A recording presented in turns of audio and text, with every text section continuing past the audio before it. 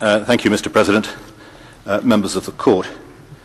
Sir Michael started the second round as he began the first round by saying that the Court had already found, a chamber of this Court had already found the immovable property system to be in principle compliant, and he referred to Xenidis Orestes.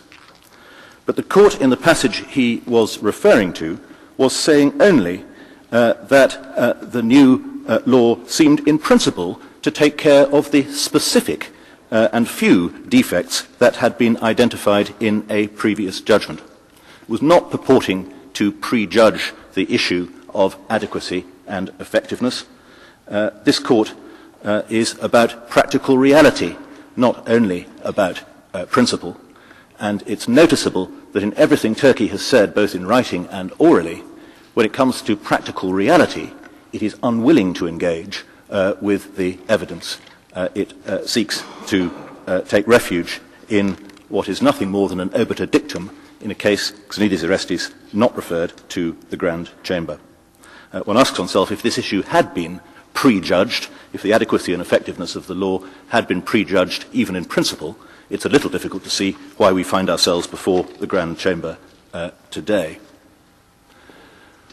Well, Sir Michael defends the 2005 law, and he doesn't like it being described as a lottery. Well, we accept that there is perhaps one difference. With a lottery, one always has at least some chance of winning, however slight. But the 2005 law carves out, by reference to subjective principles, great swathes of land which can never be subject to restitution, and indicates that there can be no damages for loss of use, save when another finding has been made. Sir Michael, I think, accepted that it provides no freestanding remedy in relation to Article 8. Oh, well, he said, your best option there is to go to the District Court of the TRNC. If I could put the point perhaps another way, by reference to the recent judgment of this Court in Lesjak against Slovenia, 21st of July of this year, at paragraph 50, an interpretation by a government of the domestic legislation which does not have a sufficiently clear provision as to the availability of the remedy in a certain situation cannot be sufficient for it to conclude that the remedy was actually available to the applicant. A remedy will not be effective, said the Court, paragraph 55, if assessment of whether an applicant has prompt access to a claim unavoidably involves a degree of speculation. Well, surely that is the case here. In relation to the functioning of the IPC, as Mr. Saini has said, and as I said myself, the statements have been available since February 2009.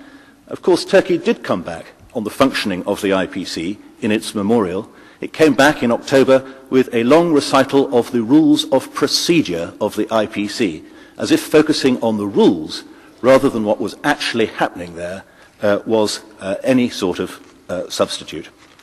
And he says it's outrageous to suggest that somebody was bribed without any evidence. Well, the evidence is there. It's there in the witness statement.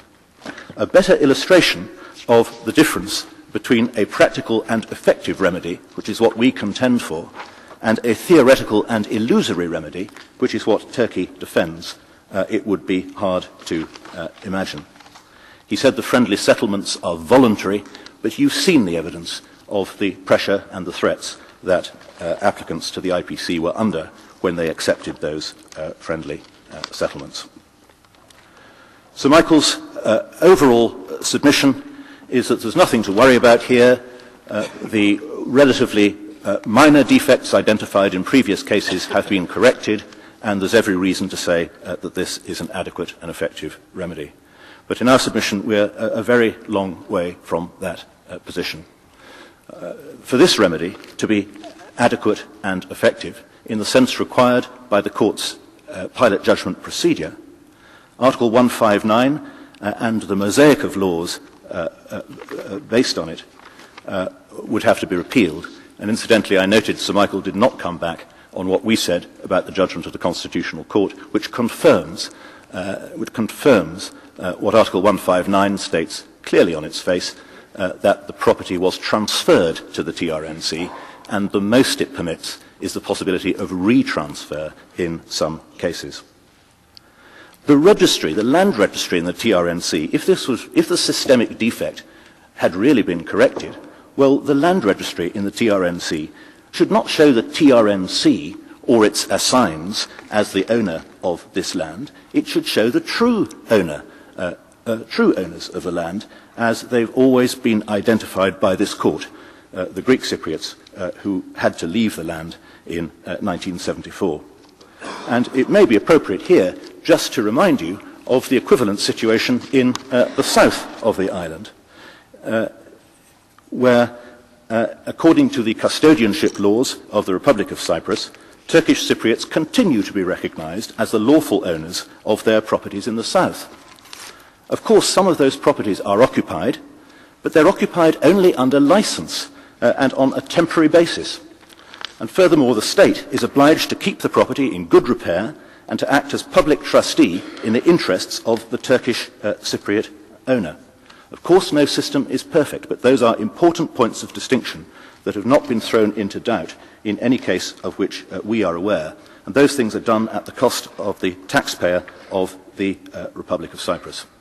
It is not asserted in the Republic of Cyprus that there are generalised public order requirements that prevent Turkish Cypriots coming back to claim their properties. There are precedents for Turkish Cypriots coming back to claim their properties and the temporary occupants being required to move to make way for them. And in fact, there are some 3,000, I understand, Turkish Cypriots living in the south of the island.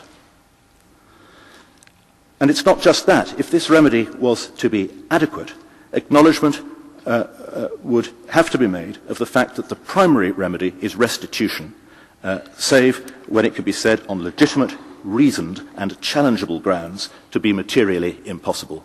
And again, you heard no attempt to defend the very broad exclusions and discretions in the 2005 law in that respect. The owners should have the right to damages for loss of use. If it was their property all along, and if it was being used by other people, they must have the right to damages for loss of use.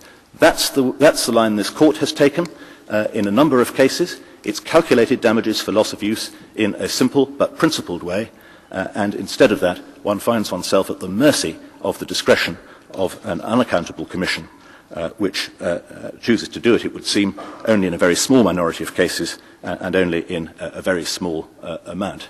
Incidentally, I mentioned Annex 20 to the Turkish observations. The total figure there for all damages for loss of use is put at £2,500. I suspect that may be a mistake. There are larger figures elsewhere in Turkey's memorial.